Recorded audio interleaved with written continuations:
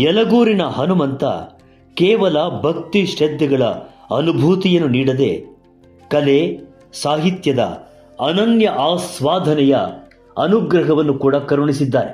ಪ್ರತಿ ವರ್ಷ ನಡೆಯುವ ಯಲಗೂರೇಶನ ಕಾರ್ತಿಕೋತ್ಸವಕ್ಕೆ ಸಾಗರದಂತೆ ಭಕ್ತರು ಹರಿದು ಬರುತ್ತಾರೆ. ಗಾಡಿ ಬಂಡಿಗಳನ್ನು ಕಟ್ಟಿಕೊಂಡು ಕುಟುಂಬ ಸಮೇತ ಬರುವ ಭಕ್ತರು ಒಂದು ಮನೆಯಿಂದ ಒಬ್ಬರಂತೆ ಕಡ್ಡಾಯವಾಗಿ ಕಾಲ್ನಡಿಗೆಯಲ್ಲಿ ಬಂದು ಕ್ಷೇತ್ರವನ್ನು ತಲುಪುತ್ತಾರೆ.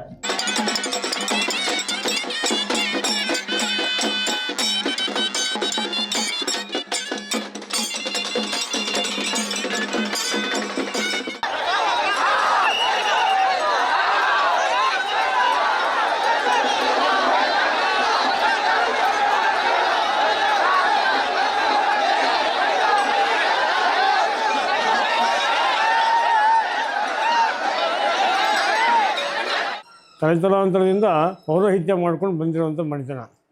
ನಮ್ಮ ಮನೆಯಲ್ಲಿ ಎಲ್ಲ ಸ್ವಾಮಿಗಳು, ಪಂಡಿತರು, ಪ್ರವಚನ, ಸತ್ಯಬ್ರಹ್ಮದ್ರದ್ದು ನಮ್ಮಲ್ಲಿ ಚಾತುರ್ಮಾಸ್ಯ ಕಾರ್ಯಕ್ರಮ, ಈಗ ವಿವಿಧ ಎಲ್ಲ ಮಠಗಳ ಸ್ವಾಮಿಗಳು, ವ್ಯಾಸರಾಯರ ಮಠ, ರಾಯರ ಮಠ ಹಿಡಿದು ಪೇಜಾವರ ಮಠ, ಮುತ್ತಿಗೆ ಮಠ, ಎಲ್ಲ ಮಠದ ಸ್ವಾಮೀಜಿಗಳು ಈ ಮನೆಯಲ್ಲಿ ಪೂಜೆ ಮಾಡಿ ಪವಿತ್ರಗೊಳಿಸುವಂಥ ಸ್ಥಳ ಇದು.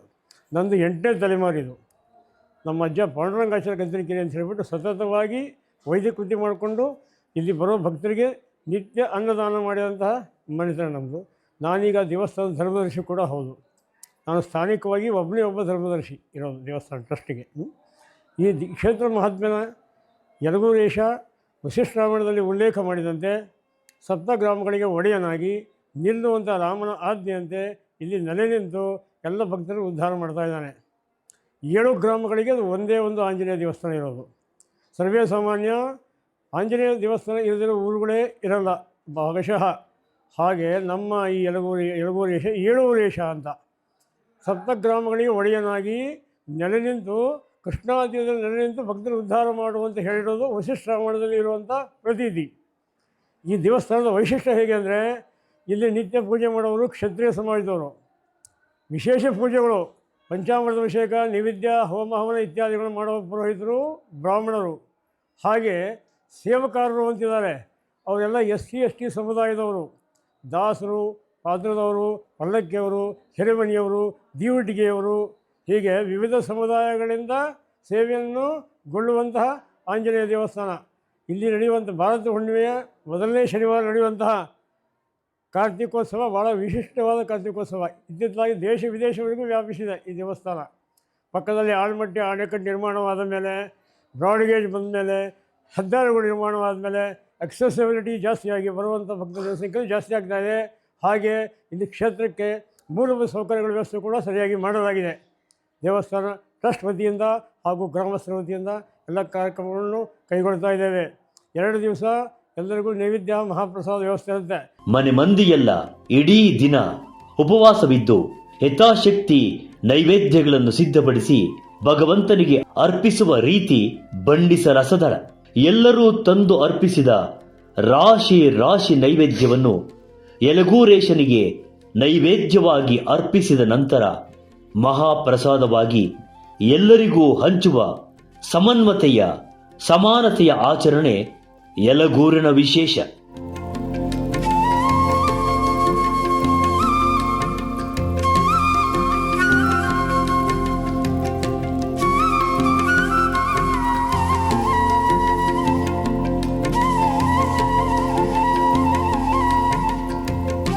ಸಪ್ತಗ್ರಾಮಾದಿದೇವೋ ಭೂ ಸರ್ವೇಷಾಂ ಜಗತಾಂ ಪತಿ ಹನುಮಾನ್ನ ಸ್ವಯಂ ವ್ಯಕ್ತೋ ಯಥೋ ರಾಮಾಜ್ಞೆಯ ಸ್ಥಿತ.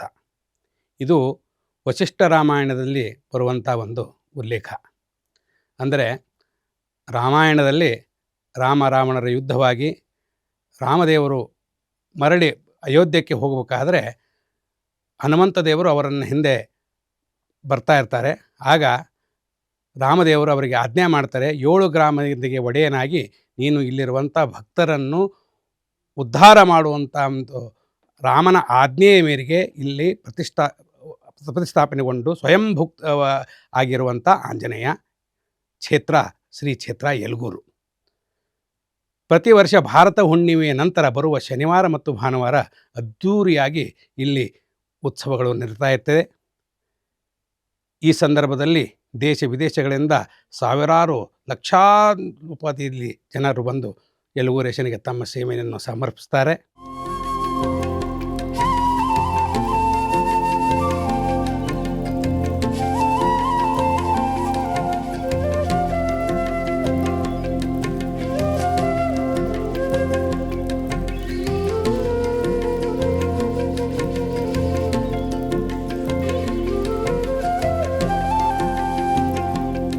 ಯಾರೋ ಮಾಡಿದ ಅನ್ನ, ಯಾರೋ ಮಾಡಿದ ಹೋಳಿಗೆ, ಮತ್ಯಾರೋ ಮಾಡಿದ ಕರಿಗಡುಬು, ಪಾಯಸ, ಪರಮಾನ್ನ ಎಲ್ಲವೂ ಭಗವಂತನ ಮುಂದೆ ರಾಶಿ ರಾಶಿಯಾಗುತ್ತದೆ.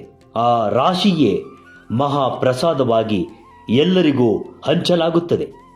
ಈ ಪ್ರಸಾದವನ್ನು ಸ್ವೀಕರಿಸಿದ ನಂತರವೇ ಕುಟುಂಬದವರೆಲ್ಲ ಭೋಜನ ಮಾಡುವುದು. ಇದೊಂದು ಮಹಾ ಸಾಮರಸ್ಯದ ಆಚರಣೆ. ಈ ಆಚರಣೆಯ ಒಡೆಯ ಯಲಗೂರೇಶ. ನಾವು ಯಲಗೂರವರು ಅನ್ನೋದು ಬೇರೆ ಊರಲ್ಲಿ ನಾವು ಇರ್ತೀವಲ್ಲ, ನಾವು ಬೆಂಗಳೂರಿಗೆ ಹೋಗಲಿ, ನಾ ಈಗ ಹುಬ್ಳಿಲಿ ಇರ್ತೀನಿ, ನಾ ಗೋವಾದಲ್ಲಿ ಇದ್ದಾಗ್ಲೂ ಯಲಗೂರವರು ಅಂತ ಇದ್ದಂಗೆ ಅವ್ರಿಗೊಂದು ಫೀಲ್ ಬರ್ತಿತ್ತು. ಹಾಂ, ಯಲಗೂರವರಾ, ನಾವು ಹೋಗಿದ್ವಿ ರೀ ನಿಮ್ಮ ಮನೆಗೆ ನಾವು ಹೋಗಿದ್ವಿ, ನೈವೇದ್ಯಕ್ಕೆ ಹೋಗಿದ್ವಿ, ನಿಮ್ಮ ಮಾವ ಇಷ್ಟು ಚೆನ್ನಾಗಿ ನೋಡ್ಕೊಂಡ್ರು ನಮ್ಮನ್ನ, ನೈವೇದ್ಯಕ್ಕೆ ಬರ್ತಿದ್ವಿ ನಿಮ್ಮ ಮನೆಗೆ. ಆಮೇಲೆ ಹನುಮಪ್ಪನ ಪ್ರತಿ ಸಲ ನಾವು ಯಲಗೂರಿಗೆ ಹೋಗಿ ಬಂದ್ವಿ ಅಂದರೆ ಸ್ವಲ್ಪ ಅಂಗಾರ ತಂದ್ಕೊಡ್ರಿ, ನಾವು ಅಂಗಾರ ಹಚ್ಕೊಂಡ್ವಿ ಅಂತಂದರೆ ಮನ್ಯಾಗ ಒಂದು ಮಗುಗೆ ಆರಾಮಿಲ್ಲ ಅಂತಂದ್ರು ಅಂಗಾರ ಹಚ್ಚ ಮಗು ಆರಾಮಾಗ್ತದೆ. ಆಮೇಲೆ ಈಗ ಏನಾಗ್ತದೆ, ಈಗ ಎಷ್ಟೋ ಸಲ ನಮ್ಗೆ ಯಲಗೂರಿಗೆ ಬರ್ಲಿಕ್ಕೆ ಆಗಲಿಲ್ಲ ಅನ್ನೋದು ಇರ್ತದಲ್ಲ, ಬರೀ ನಾವು ಯಲಗೂರು ಹನುಮಪ್ಪಂದು ಫೋಟೋ ಇಟ್ಕೊಂಡು ಒಂದು ತುಪ್ಪ ದೀಪ ಹಚ್ಚಿಟ್ಬಿಟ್ರೆ ಎಲ್ಲ ಆರಾಮಾಗ್ಬಿಡ್ತದೆ, ಎಲ್ಲ ಸರಿ ಹೋಗ್ಬಿಡ್ತದೆ. ಅದೊಂದು ಫೀಲ್. ಈಗ ನಮಗೂ ಎಷ್ಟೋ ಸಲ, ಈಗ ನಾನು ಗೋವಾದಲ್ಲಿದ್ದಾಗ ಪ್ರತಿ ಸಲ ನಮಗೂ ಬರ್ಲಿಕ್ಕೆ ಆಗ್ತಿರ್ಲಿಲ್ಲ, ಯಲಗೂರಪ್ಪಂದು ಒಂದು ಫೋಟೋ ಇಟ್ಬಿಟ್ಟು ಅಪ್ಪ ನೋಡ್ಕೊಂಬಿಡಪ್ಪ ನಿಂದೆ ಅಂದ್ರೆ ರಾತ್ರಿ ಒಂದು ತುಪ್ಪ ದೀಪ ಹಚ್ಚಿಟ್ಬಿಟ್ರೆ ಬೆಳಗ್ಗೆ ಅಷ್ಟೊತ್ತಿಗೆ ಓಕೆ ಅದು ಸೊಲ್ಯೂಷನ್ ಆಗ್ತಿರ್ಲಿಲ್ಲ, ಒಂದು ಧೈರ್ಯ ಬರೋದು ನೆಕ್ಸ್ಟ್ ಡೇ ಫೇಸ್ ಮಾಡಲಿಕ್ಕೆ. ನನ್ನ ಪ್ರಕಾರ ಯಲಗೂರು ಅನ್ನೋದು ಒಂದು ಫೀಲ್ ಅದಲ್ಲ, ಆ ಫೀಲ್ ಹೆಂಗೆ ಅಂತಂದರೆ, ನಾವು ಇಲ್ಲಿ ಇರಲಿ, ನಾವು ಯಾವುದೇ ಈ ಇಂಡಿಯಾದಲ್ಲೇ ಇರಲಿ, ಬೇರೆ ದೇಶಕ್ಕೆ ಹೋಗಿರಲಿ, ನಾವು ಯಲಗೂರವರು, ಯಲಗೂರು ಆ ಒಂದು ಫೀಲ್ ಕೊಡ್ತದಲ್ಲ. ಯಾರ್ಯಾರು ನಾವು ಯಲಗೂರು ಒಟ್ಟೆ, ನೀವು ಯಲಗೂರವರಾ, ಹಾಂ ನಿಮ್ಮ ಅಡ್ಡ ಹೆಸ್ರು ರೀ, ಹಾಂ ಗದ್ದಂಗೆ ರೀ, ಹಾಂ ಹೌದ್ರಿ, ತುಂಬ ಚಲೋ ರೀ, ಒಟ್ಟು ಅದು ನೋಡಿದ್ರೆ ಹೇ ಹನುಮಪ್ಪ, ಒಟ್ಟಿಗೆ ನಾವು ಕಾರ್ತಿಕಕ್ಕೆ ಹೊರಟಿದ್ದೀವಿ ಅಂತ ಅಷ್ಟೇ ಎಷ್ಟು ಜನ ನೀವು ನಂಬ್ತಿರೋ ಬಿಡ್ತಿರೋ, ಹಾಂ ಅಭಿಷೇಕಕ್ಕೆ ರೊಕ್ಕ ತಗೋರಿ, ಅಭಿಷೇಕ ಮಾಡಿಸ್ರಿ, ಹಂಗಾರು ತೊಗೊಂಬರ್ರಿ. ಸೊ ಅದಕ್ಕೆ ಯಲಗೂರು ನಮ್ಗೆ ಏನು ಫೀಲ್ ಅಂತಂದರೆ, ನಾವು ಈ ಯಲಗೂರವರು ಈ ಗದ್ದನಕೆರೆ ಫ್ಯಾಮಿಲಿಯವರು ಅನ್ನೋದು ಒಂದು ಫೀಲ್ ಅದಲ್ಲ, ಅದು ಹೇಳಿಕ್ಕಾಗೋದಿಲ್ಲ. ಯಲಗೂರೇಶನ ಉತ್ಸವ ಮೂರ್ತಿಯನ್ನು ಪಲ್ಲಕ್ಕಿಯಲ್ಲಿ ಕೃಷ್ಣಾ ನದಿಗೆ ಕೊಂಡೊಯ್ದು ಜಲಾಭಿಷೇಕವನ್ನು ಮಾಡಲಾಗುತ್ತದೆ. ಸಾವಿರಾರು ಮಂದಿ ಭಕ್ತರು ಈ ಪಲ್ಲಕ್ಕಿ ಉತ್ಸವದಲ್ಲಿ ಪಾಲ್ಗೊಳ್ಳುತ್ತಾರೆ. ಆ ನಂತರ ಶ್ರೀ ಸ್ವಾಮಿಗೆ ಅಭಿಷೇಕ, ಅಲಂಕಾರಗಳು ನಡೆಯುತ್ತವೆ. ಕಾರ್ತಿಕೋತ್ಸವದ ದಿವಸ ಯಲಗೂರೇಶನು ಮಣ ಬಂಗಾರದ ಒಡವೆಗಳನ್ನು ಧರಿಸುತ್ತಾನೆ. ಅಂದು ಅವನನ್ನು ನೋಡುವುದೇ ಪರಮಾನಂದ.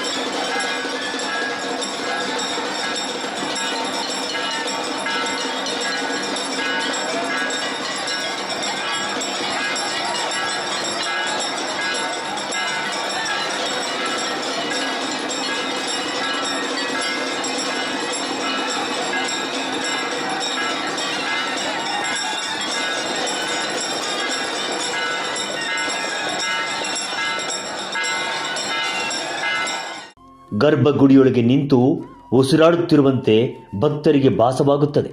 ಸಂಜೆ ಯಲಗೂರಿನ ರಥೋತ್ಸವ ನಡೆಯುತ್ತದೆ. 7 ಗ್ರಾಮಗಳ ಸಾವಿರಾರು ಮಂದಿ ಉತ್ಸವದಲ್ಲಿ ಭಾಗವಹಿಸುತ್ತಾರೆ.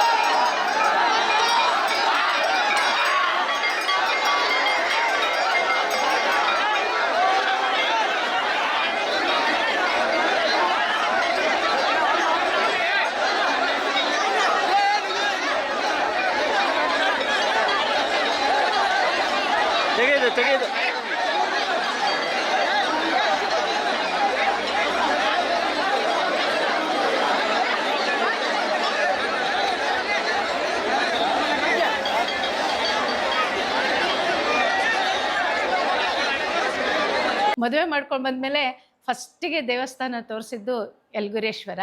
ಜಸ್ಟಿನ ಅವಾಗ ಡ್ಯಾಮ್ ಆಗ್ತಾಯಿತ್ತು, ಡ್ಯಾಮ್ನಿಂದ ನಡ್ಕೊಂಡು ಬಂದ್ವಿ. ಅವಾಗೆಲ್ಲ ನಾವು ನಡ್ಕೊಂಡೇ ಹೋಗೋದು. ಈಗ ರೀಸೆಂಟ್ಲಿ ಎಲ್ಲ ವೆಹಿಕಲ್ ಅನುಭವ ಅದ. ಆದ್ರೆ ಇಲ್ಲಿ ಯಲ್ಗೂರಪ್ಪನ ಮಹಿಮೆ ಹೇಳಲಿಕ್ಕಂತೂ ನಂಗೆ ತುಂಬ ಹೇಳಲಿಕ್ಕೆ ಅಸಾಧ್ಯ ಮಾತು.